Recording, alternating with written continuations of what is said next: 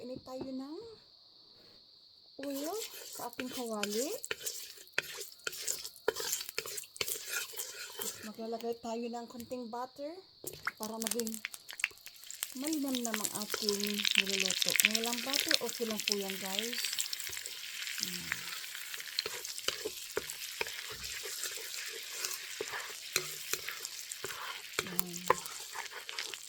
Una sa lahat, nagpapasalamat po ako sa aking mga taga-subaybay, ang ating mga taga-suporta dyan. Maraming salamat po sa inyo.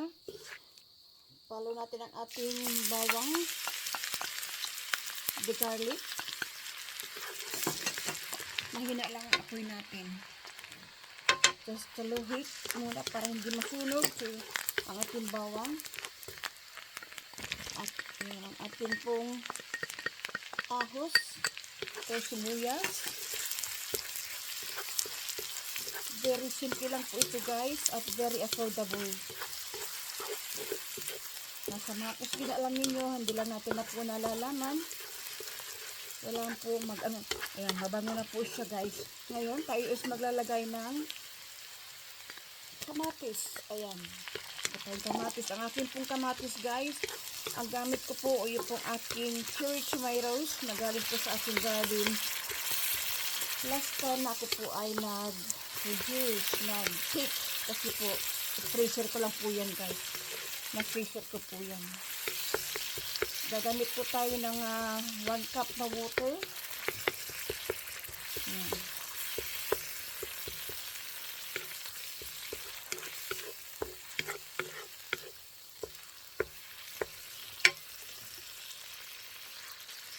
Isa tayo ng kamatis.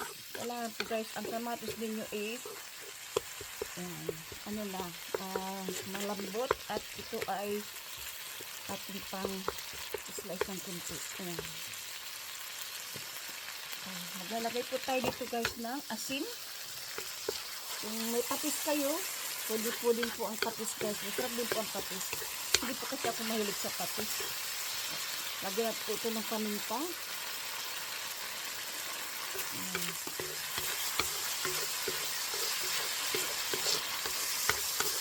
Ilalagay na po natin, guys, ang ating pichay o buksoy. Ayan.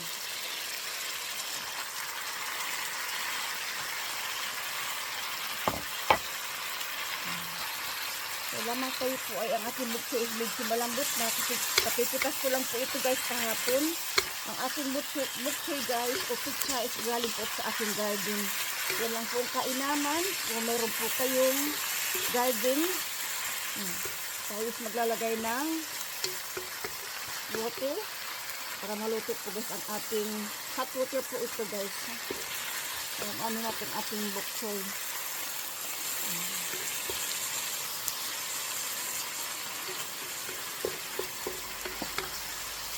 Ngayon, tatakpan natin ito sandali para matluto po, guys, ang ating boksoy o pichay, para makulob siya at maluto po ang ating pichay sagnali, no? Tapos maglalagay mamaya pa ng ating itlog, ang ating pong egg. Ito.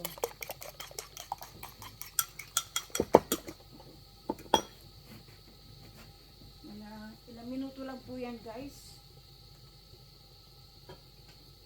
Gusto ko ang gulay ko is medyo may crunch pa. Ayan. Tagalin na po natin ang takip. Ito na nga po, guys, kumukulo na siya. Tama lang po itong ating sabaw. At dahan-dahan po natin ilalagay ang ating itlog.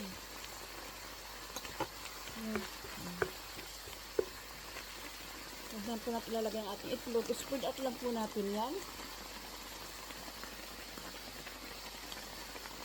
Hayaan lang po natin magsito lang ating itlog. Saka po natin ito siya haluin.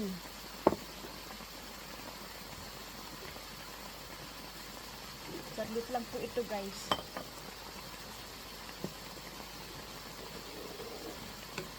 Ito, halikan natin. Ayan, slow heat. Tapos Lagyan po dito na kung anong gusto niyong seasoning. Meron po akong chicken seasoning. Yung tama na po ang inyong ayan. Ito guys, ating titikman.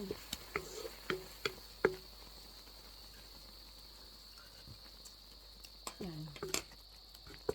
Kung gusto nyo guys ng patis, okay lang din po yan. Kunting asin pa.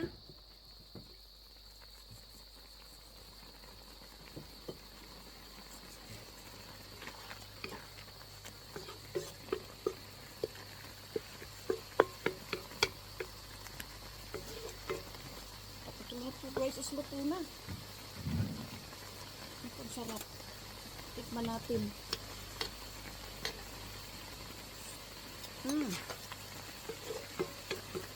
Very yummy. Turn off na po natin ang heat.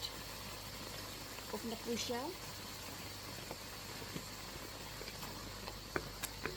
Kasi mas maganda sarap guys ang ating gulay na medyo may crunch pa. Ayan.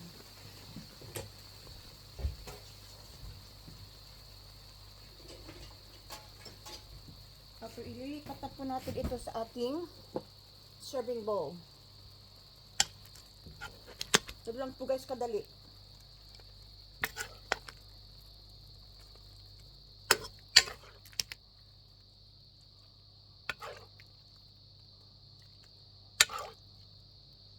It's very friendly, very affordable. Magugustuhan din po ito guys ng mga bata. Ayan. At titikman na po natin ito.